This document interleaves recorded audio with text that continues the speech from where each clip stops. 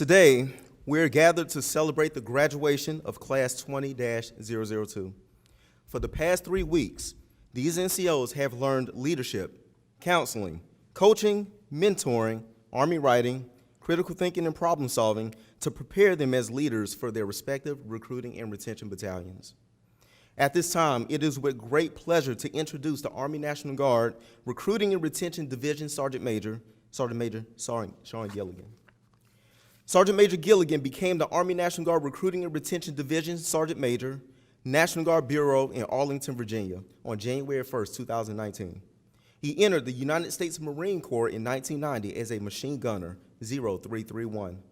In 1996, he transitioned to the regular Army as a combat engineer, 12 Bravo, and then in June of 2000, he joined the Washington Army National Guard, where he served as a recruiting and retention NCO until 2006, when he then accepted the position of the Army National Guard Strength Maintenance Training Center as the basic course instructor.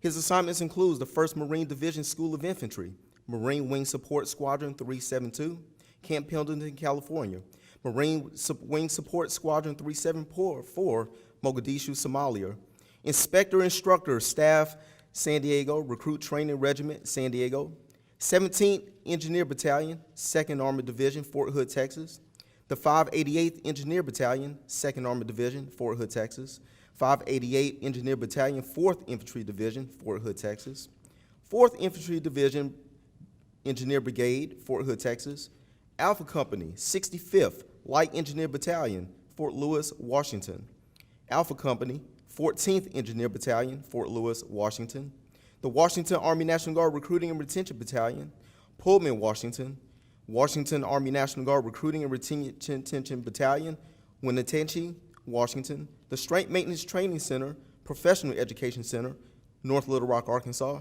the Army National Guard GED Plus program, North Little Rock, Arkansas, the Army Central Command, Camp Buren, Kuwait, 434th Field Artillery Brigade, Fort Sill, Oklahoma, and Headquarters Service Company, Fort Huachuca, Arizona. Sergeant Major Gilligan has served in several duty positions to include the Basic Marine Rifle, Heavy Machine Gunner, Unit Dairy Clerk, and a host of other assignments.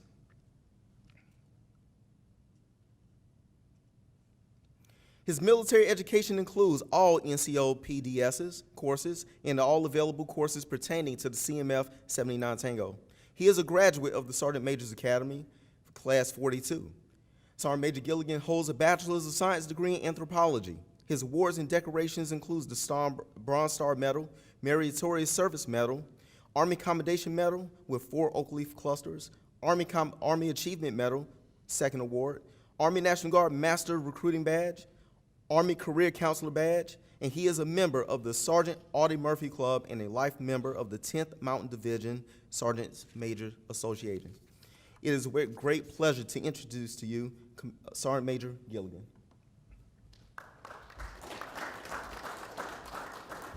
Thanks. So I really have to talk into this thing? I do. I do? Yes. Okay. All right. So having heard all that, what do you think that makes me think I need to do next? Retire? I've been around way too long. It's the way it feels like this. Hey, it's an honor to be here with you today. So there's some things that I want to talk to you about that I never expected to happen to me. So I never expected to be a recruiting and retention NCO. I didn't think that was ever going to happen to me. It was never one of my goals in life. I never thought I'd ever make it past the rank of Sergeant First Class. I never wanted to ever become a Sergeant Major.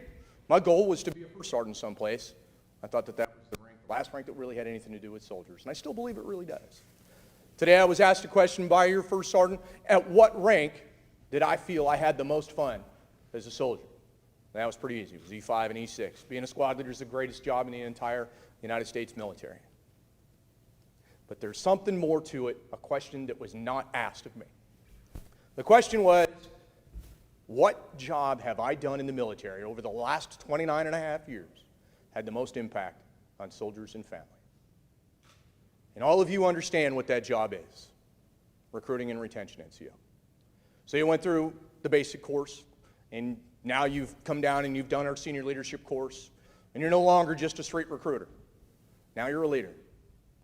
You're extremely successful at what you do.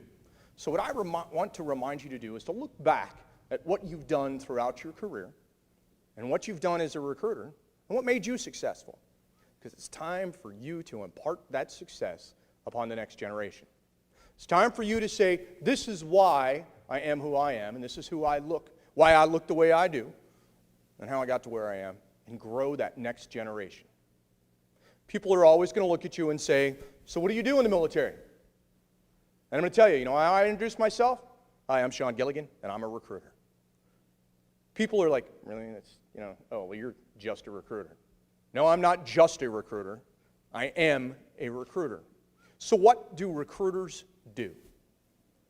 Who are recruiters? So I do this exercise all the time. Anybody who's been around me longer than an hour and a half have heard me do this, but I'm going to do it with you today. So I need you all to relax. Relax. And I need you to go back to when you were 10 years old. Take yourselves back. I don't know what you did when you were 10. All right, so we're all 10 years old again. And I want you to think about what you wanted to be when you were 10 years old. What did you want to do? Who were you going to become when you were 10 years old? Why do you think I asked you to go back to 10?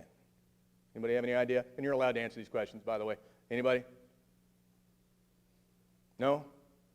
Studies show, and yeah, I'm anthropology. Anyway, so studies show that people begin to listen to outside influences after the age of 10. So at 11 and 12, you start to listen to teachers and to parents and to friends that tell you, you can't do that. You're not tall enough. You're not strong enough. You're not smart enough. You don't have the skills. You can't become those things that you want to do. But at 10 was when you had that raw desire to be something. So I'm going to pick on somebody. I'm going to do it.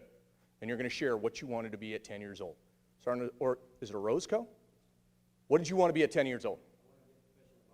You want to be a professional boxer. Very cool. Sergeant Teal, what did you want to do? Football. You wanted to play football? Professional football. Sergeant Hauser, what about you? A doctor. Does anybody want to guess what I wanted to do? None of mine were as cool as yours. I just wanted to ride dirt bikes for a living. Gilligan had a mini bike, and that's what I did. I got out there when I wanted to have fun. I rode dirt bikes all over the place. It's a good time. Broke my arm doing it. I needed a waiver to get into the military, by the way. But anyway, wanted to ride dirt bikes. And then I realized I'm never going to get an opportunity to do that for a living. I wasn't good enough, wasn't tall enough, or I was too tall. You don't make any money at it. Suddenly I thought, oh well, I'll move on and I will become something that somebody else tells me I'm able to become. So then later on in my life, I realized something. I reached that goal. So you're like, well, wait a minute, Sergeant Major, you're wearing a damn uniform. How is it possible that you rode dirt bikes for a living? So let's go back to probably before any of you even considered joining the military. Some of you are graybeards like me. But most of you in this room, let's go back to 1992. And Corporal Gilligan is a Marine infantry. So there's two schools that each Marine infantryman that's successful gets to choose. So you get two additional duties, or two additional schools. Most people go to airborne. Someone will go to an air assault school. Someone will go and do some other things. Number one, I wasn't falling out of an airplane for anybody unless they kicked me out of the thing because it was going into the ground. So Gilligan didn't choose that one. So I got to do two things. One, I went to Scout Swimmer School because I was a strong swimmer and I swam in high school. So they let me go do that. And then I'm standing in the shop one day, and the gunny comes in, and he goes, Gilligan, how tall are you? 6'2", 6'3", in that area. All right, cool. You need to show up over at the S1 because you're going to go ride dirt bikes. I'm like, what? You're going to become a motorcycle scout. I'm like, well, he goes, no, you're going to do it. So as a corporal in the Marine Corps, I went and I learned how to ride KLR 250 dirt bikes in combat for a living. I spent the next year riding dirt bikes. So why do I say that? So why do I say these things to you? Through the military, there is absolutely nothing, no dream that you can't achieve. You're going to get to do things, people get to do things through the military that they thought that was impossible. So 10-year-old little Gilligan wanted to ride dirt bikes. And 23-year-old Corporal Gilligan rode dirt bikes for a living. then I found out it wasn't so cool when I was in Mogadishu, Somalia, and I realized, when they shoot at you, when you're there's nothing between you and them. But that's all right. I still got to ride dirt bikes for a living. You wanted to become a doctor. More people in the military have options to become a doctor through the military. There are things that you can do, and you don't even have to pay for it in order to become a boxer, right?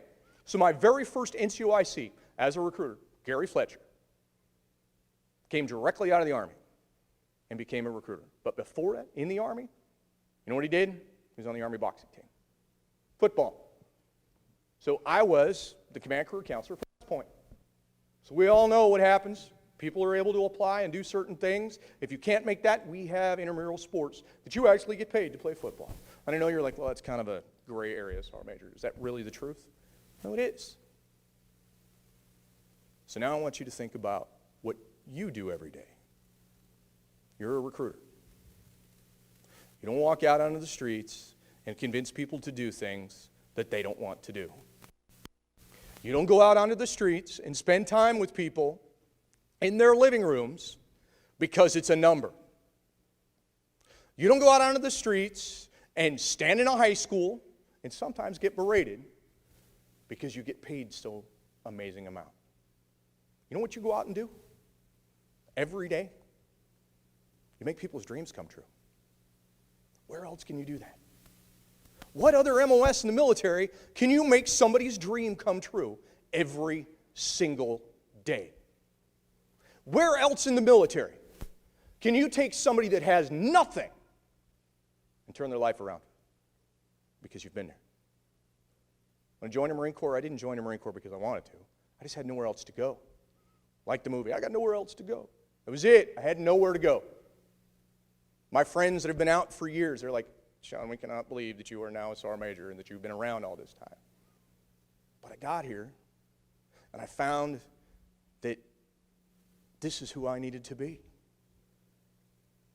I have an amazing wife, 2 beautiful sons, a home that I love to go home to, opportunities I never expected, and none of those things would have happened if it weren't for the Army National Guard, United States Army, United States Marine Corps.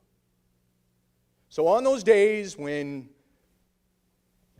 you get that phone call from EPS, and they're like, hey, dude, sorry. Doc wants to send him out for 3 referrals. Wait a minute, this was just a reinspect. Yep, 3 referrals, congratulations. You need to think back to the reason you do this. You do this because you make people's dreams come true. You don't want to stand there and look to your left and not see anybody standing there. There's people in this room that I hired as specialists. There's people in this room that I was their instructor. Never expected to see them. Never expected that I would be the senior recruiter for the Army National Guard. But dreams come true because of what you do. Somebody just like you talked to me and assisted me in where I was going to go. And as leaders, you need to be those cheerleaders for those that are learning how to do what you're so successful as. And the last story I want to tell you, and obviously I'm going to tell stories, is a Christmas story. No, I'm not going to talk about a bunny suit or any of that kind of stuff. But I want to remind you of who you are to the rest of the nation. So it's 2003, and I am in Wenatchee, Washington. I don't know what that word was that you said, Top, but that's okay. So I'm in Wenatchee, Washington. You know, you guys are allowed to laugh at my jokes. I encourage you to do that, by the way. But anyway, so I'm in Wenatchee, Washington, and in uniform. My aide and I are at Walmart at Christmas time. I'm standing in an aisle, and there's a lady down the way with a little girl. So 2003 is when we first sent ground troops into Iraq. 81st Brigade from Washington State was the first group to go. They went into Iraq. Standing there, they come down the aisle. Little girl comes running up to me. I mean, she's 5, 6 years old. She wraps her arms around my leg. And she looks up at me, and I looked at her mom, because, you know, you're like, wait a minute, I don't know this person. And she goes, would you? So I got down on one knee. I says, hi, sweetheart, how are you? She says, you're in the Army, right? I says, I am. She goes, my daddy's in the Army, too. He's in Iraq. When you see him, will you give this to him for me? And she gave me a big hug and kissed me on the cheek. So this big, tall, tough Marine infantryman broke down. I gave her a big hug. I stood up. Her mom was in tears. I gave her a hug. I shook her hand. I says, you bet I will, because I'll see him, and he's going to know. That's who you are. That's who you represent every day. You are the American soldier. Little kids don't know the difference. As far as she was concerned, I'm just another soldier, so obviously I know her dad. And she trusted me with that love. That's what you do every day. You make dreams come true. I'm extremely proud to be your Sergeant Major. If you ever need anything, you can call me in D.C., and I will make it happen within reason. I appreciate it. Thank you, and Merry Christmas.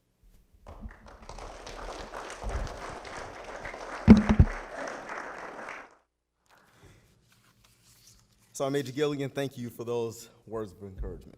Wenatchee. Wenatchee. Roger that.